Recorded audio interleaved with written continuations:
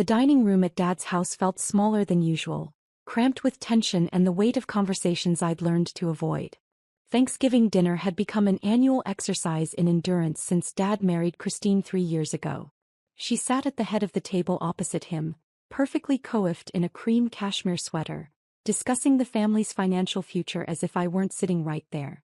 "Michael needs to understand the business better if he's going to inherit it someday," Christine said, cutting her turkey with precise movements.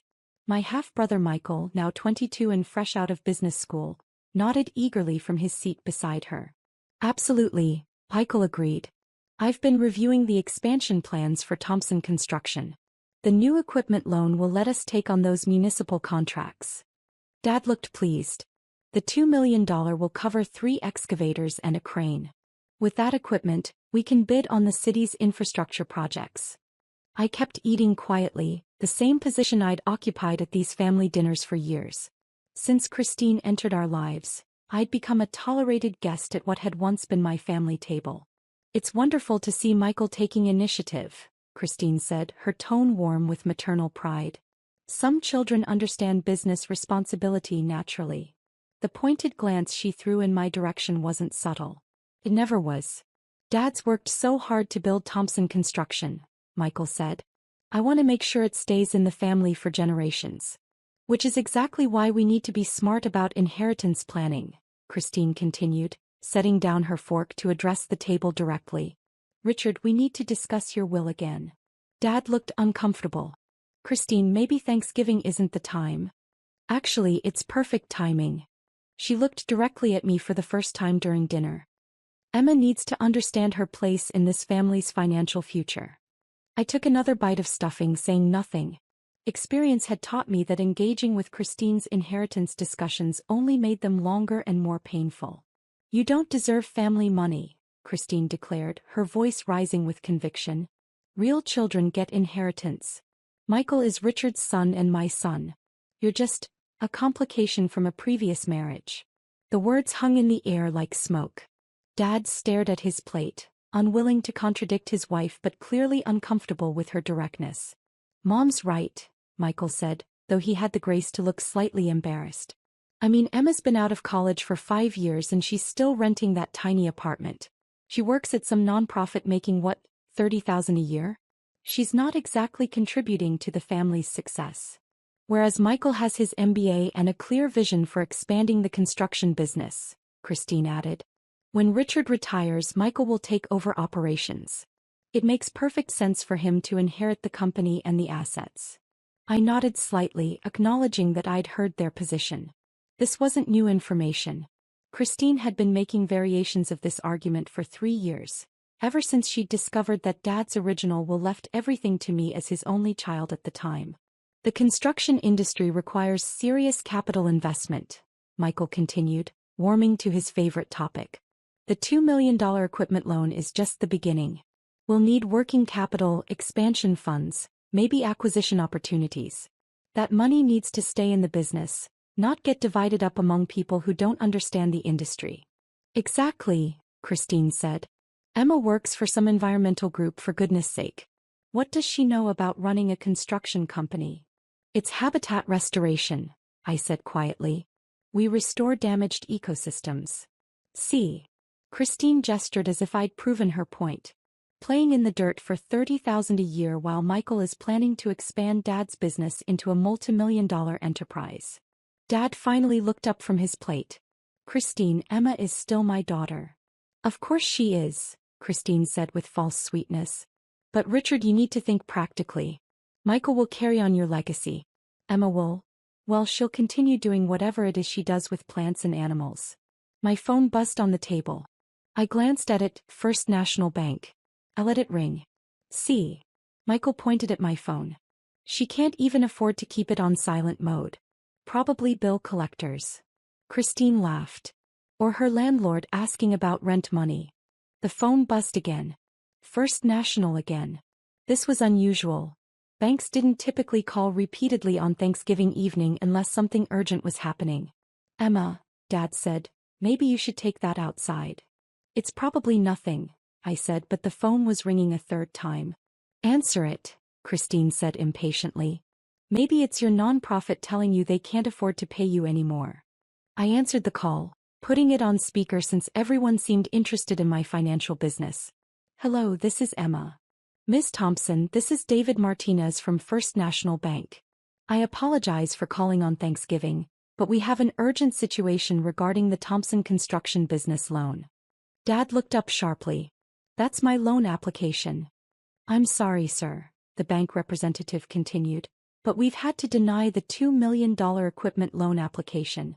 The co-signer withdrew their guarantee this afternoon. Dad's fork clattered against his plate. What do you mean withdrew? I thought the loan was approved. It was conditionally approved based on the co-signer's financial guarantee. However, the co-signer contacted us this afternoon and formally withdrew their backing. Without that guarantee, Mr. Thompson's business doesn't qualify for the full loan amount. Christine was staring at Dad in confusion. Richard, who was your co-signer? You never mentioned needing one. Dad looked genuinely puzzled. I don't know. The bank said someone with substantial assets had agreed to co-sign, but they wouldn't tell me who.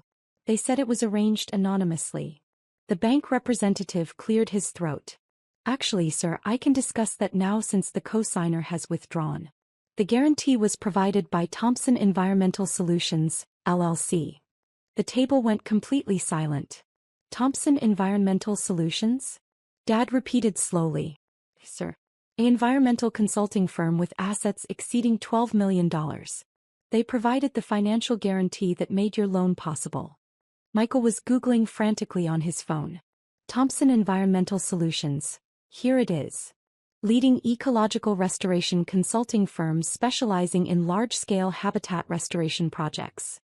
Net revenue $8.2 million annually. Christine was staring at the phone as if it might provide additional explanation.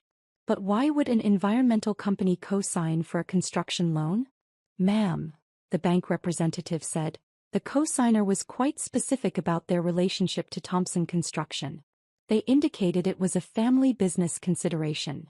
Dad looked across the table at me with growing realization in his eyes. Emma, what exactly do you do at your job? Habitat restoration, I said simply. But what's your title? I was quiet for a moment. Founder and CEO of Thompson Environmental Solutions. The silence that followed was so complete I could hear the grandfather clock ticking in the hallway. Michael's phone slipped from his hands. You own Thompson Environmental Solutions? I founded it 4 years ago, right after college. We started with small wetland restoration projects and grew from there. Christine was staring at me like I'd grown a second head. But you said you worked for a nonprofit. No, I said I worked in habitat restoration. You assumed it was a nonprofit. Dad was reading over Michael's shoulder as he scrolled through search results. Emma, this says your company has completed over $50 million in restoration projects across 6 states. We've been busy, I said. But your apartment, Michael said weakly. Your car. You live like you're broke. I live modestly because I reinvest profits back into the company and land conservation. Thompson Environmental Solutions owns 2,400 acres of restored habitat that we maintain in perpetuity. Christine was frantically Googling on her own phone now. There's an article here from last month. Thompson Environmental Solutions awarded $15 million federal contract for Great Lakes Restoration Initiative. Emma Thompson, CEO, photographed with the Interior Secretary. She held up her phone, showing a photo of me in a business suit, shaking hands with a cabinet secretary at what was clearly a high-level government ceremony. That's the largest single restoration contract in the region's history, I explained. We'll be restoring 800 acres of damaged lakefront ecosystem over the next 3 years. Dad was still processing. Emma, if your company has $12 million in assets, why didn't you tell us? I tried to, I said gently. Remember last Christmas when I mentioned landing a major federal contract? Christine said I should focus on real business opportunities instead of playing with plants. The memory hit the table like a physical blow. When I brought up expanding into wetland restoration consulting, Michael said environmental work was just a phase, and I should consider serious career paths. Michael was reading more search results. Emma, there are dozens of articles about you.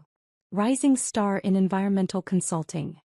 Young CO transforms ecological restoration industry. Thompson Environmental Solutions. From startup to industry leader. But you never corrected us, Christine said, her voice small. I tried to share what I was working on. Every time I mentioned a new project or contract, someone changed the subject to my lack of direction or unrealistic career choices. Dad was shaking his head slowly. Emma, you co-signed my business loan? Thompson Environmental Solutions provided the guarantee, yes. Your expansion plans are solid and construction and restoration often work together on large projects. I thought it might create collaboration opportunities. You guaranteed $2 million for my business expansion while we were sitting here talking about excluding you from inheritance? Business is business, I said. Family relationships are separate from financial decisions. Christine was reading her phone with increasing horror. Emma, this article says Thompson Environmental Solutions was valued at $18 million during your series of funding round last year. We didn't take external funding, I corrected. That valuation was for insurance and partnership purposes. The company is entirely self-funded. Self-funded how? Michael asked. Reinvested profits from consulting contracts. The first wetland restoration project paid for equipment and staff. Each subsequent project funded expansion. Compound growth over 4 years. Dad was quiet for a long time, staring at his phone screen. Finally, he said, Emma, the bank representative said you withdrew the loan guarantee this afternoon. Yes. Why? I looked around the table at their faces, Dad's confusion, Michael's shock, Christine's dawning realization of how badly she'd misjudged the situation.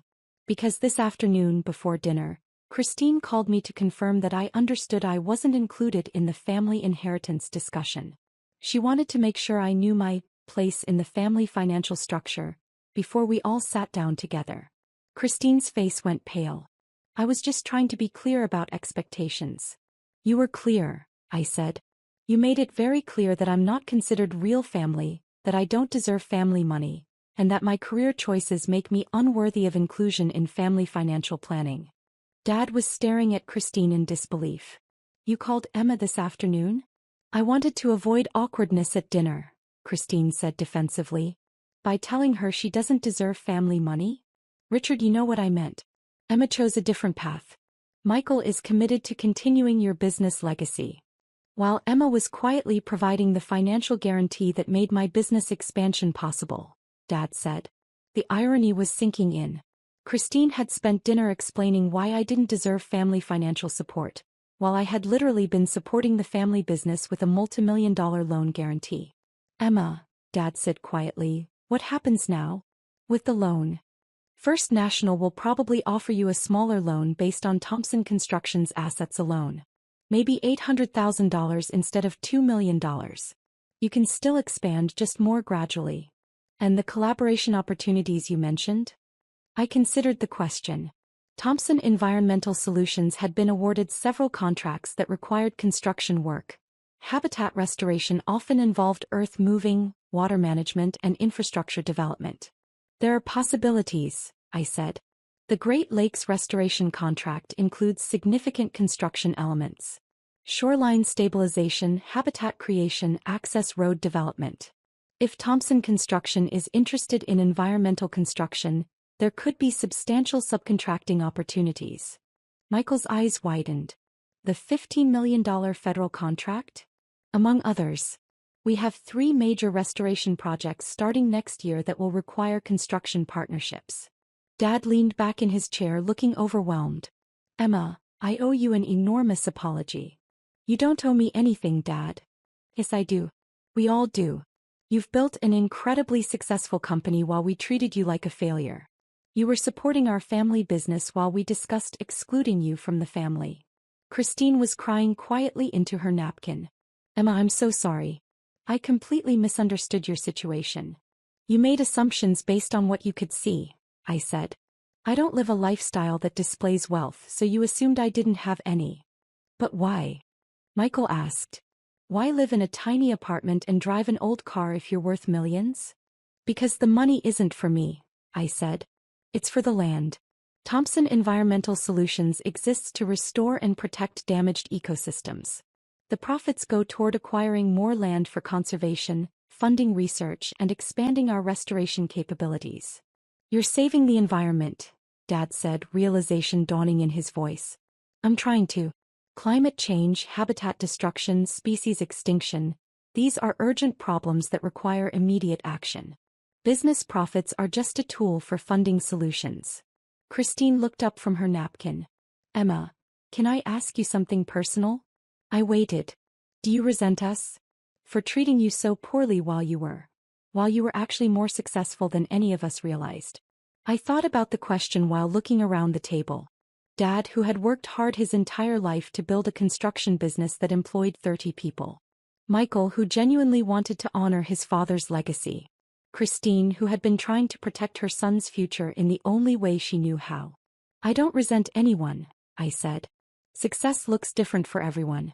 Dad built a solid construction business that provides good jobs and contributes to community development. Michael has legitimate business skills and genuine enthusiasm for expanding the company. Christine is protecting her family's interests, which is natural. But we dismissed your work, Dad said, because you didn't understand it. Environmental restoration isn't a visible industry. We work in remote locations, our projects take years to complete, and our success is measured in ecological outcomes rather than financial returns.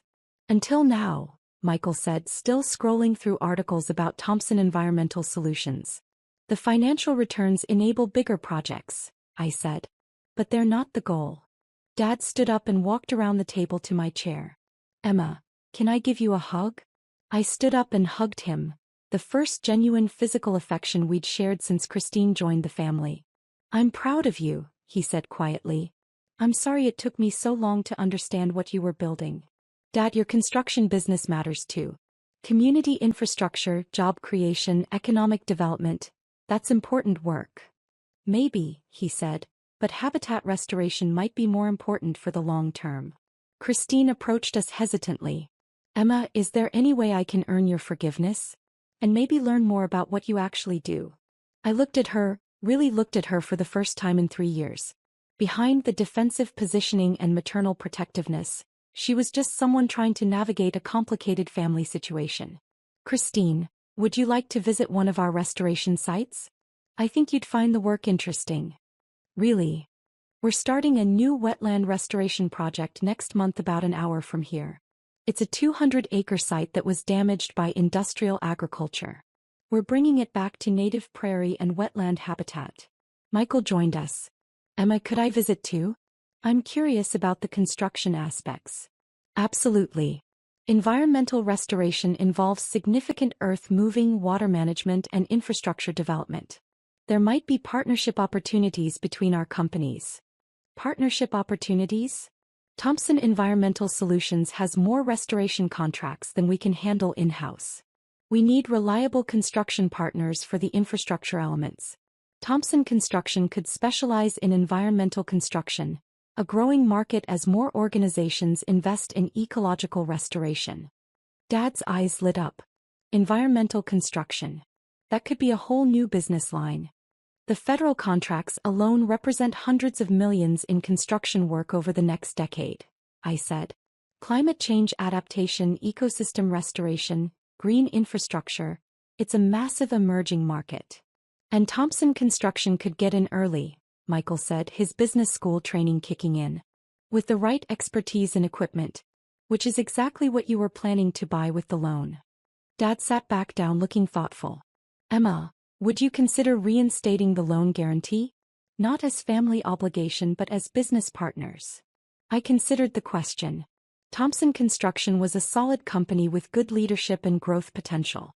Adding environmental construction capabilities could benefit both businesses. Under different terms, I said. Instead of a simple guarantee, Thompson Environmental Solutions could provide the $2 million as a direct business investment. We become minority partners in Thompson Construction's environmental division.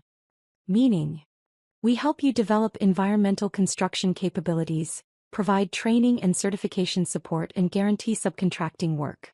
In return, Thompson Environmental Solutions gets 25% ownership of the new environmental construction division. Michael was calculating quickly. With guaranteed contracts from your restoration projects? Multi-year contracts. The Great Lakes restoration alone would provide 2 years of steady construction work. Dad looked at Christine, then at Michael, then at me. Emma, that's incredibly generous. It's good business. Thompson Construction gets the capital and contracts needed to expand into environmental work. Thompson Environmental Solutions gets a reliable construction partner. Both companies benefit. What about inheritance? Christine asked quietly. I was quiet for a moment. Christine, I don't need Dad's inheritance. Thompson Environmental Solutions generates more revenue than Thompson Construction. But I would like to be included in family discussions, even when those discussions involve topics I'm not directly involved in. You want to be treated like family, Dad said. I want to be treated like someone whose opinions and experiences might occasionally be worth considering. Christine nodded slowly. I owe you much more than an apology. You owe me the chance to rebuild our relationship on better terms. I'd like that, she said. Michael raised his water glass. To family business partnerships and environmental construction. We all raised our glasses, even Christine managed a genuine smile. To understanding each other better than we did this morning, Dad added. As we cleared the dishes and prepared dessert, the conversation shifted to practical planning for the business partnership. Michael had dozens of questions about environmental construction techniques. Christine was genuinely curious about habitat restoration processes. Dad was excited about the possibility of adding environmental work to Thompson Construction's capabilities. Emma, Dad said as we loaded the dishwasher, can I ask you something? Of course. Are you happy? With your work, your life, the choices you've made? I thought about the question while rinsing plates. Dad, I wake up every morning knowing that my work helps restore damaged ecosystems and protect habitat for endangered species. I solve complex problems that require creativity, scientific knowledge, and business skills. I'm building something that will benefit the environment for generations. That sounds like happiness. It is. The financial success enables bigger projects, but the satisfaction comes from knowing that the work makes a difference. I wish I'd understood that sooner. You understand it now. That's what matters. 6 months later, Thompson Construction's environmental division had completed its first restoration project, a 50-acre wetland restoration that included shoreline stabilization, native plant installation, and wildlife habitat creation. The project came in under budget and ahead of schedule, establishing Thompson Environmental Construction as a serious player in the regional restoration market. Michael had completed environmental construction certification and was managing the new division with genuine enthusiasm. Christine had joined the board of Thompson Environmental Solutions as a community outreach coordinator, helping secure local support for restoration projects. At our second business partnership review meeting, held in Thompson Environmental Solutions' new conference room, Dad reviewed the financial results. Environmental construction revenue. $2.3 million in 6 months, he said. Project completion rate, 100%. Client satisfaction scores, 98%. Emma, this partnership has exceeded every projection. The market demand is even stronger than we anticipated, I said. Climate adaptation projects, ecosystem restoration, green infrastructure, there's more work than we can handle. Michael looked up from his project management software. We have contracts booked through next year, and 3 federal agencies want to discuss multi-year partnerships. Most importantly, Christine added, the environmental impact data shows measurable improvement in water quality, soil stability, and native species populations on every completed project. Dad smiled. Business success and environmental benefits. The best kind of success, I said. That Thanksgiving, exactly 1 year after our family crisis, we gathered again around Dad's dining room table. But this time the conversation was different. Thompson Environmental Construction just won the state's largest wetland restoration contract, Michael announced proudly. $8.7 million over 3 years. The habitat restoration work is creating real biodiversity improvements, Christine added, consulting her tablet. Waterfowl populations on our completed projects have increased by an average of 340%. Dad raised his wine glass. To family businesses built on mutual respect and shared values. To understanding that success has many different forms, I added. To environmental construction, Michael said with a grin. To second chances, Christine said quietly. As we clinked glasses, I reflected on how much had changed since the previous Thanksgiving when I'd been told I didn't deserve family money. The business partnership had been successful beyond anyone's expectations, but more importantly, our family relationships had been rebuilt on foundations of mutual respect and genuine understanding.